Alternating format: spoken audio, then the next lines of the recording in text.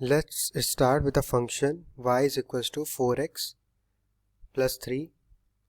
To find the derivative dy by dx of y with respect to x, we will get dy by dx of 4x plus 3, which we will get answer 4 plus 0, which is equals to 4.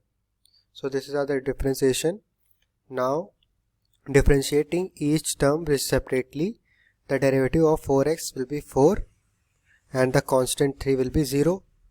Now simplifying dy by dx is equals to 4. Now putting dy by dx is equals to 4. We have to found that derivative dy by dx which is constant value of 4. If we want to evaluate dy by dx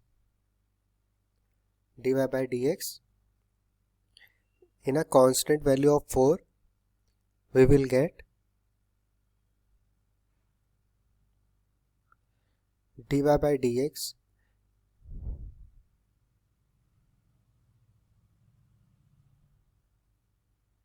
at x is equals to 5.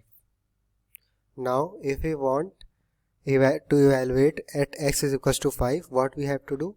We have to do substituting s is equals to 5. We are going to substitute x is equals to 5 into the derivative dy by dx. So into the derivative dy by dx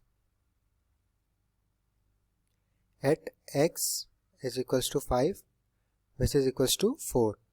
So the derivative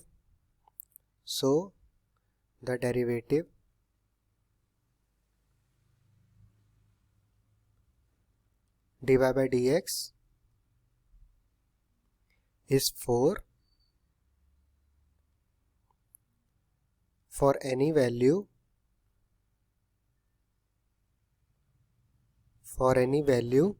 of x. So if we put any value of x, we will always get the differentiation which is equals to 4, including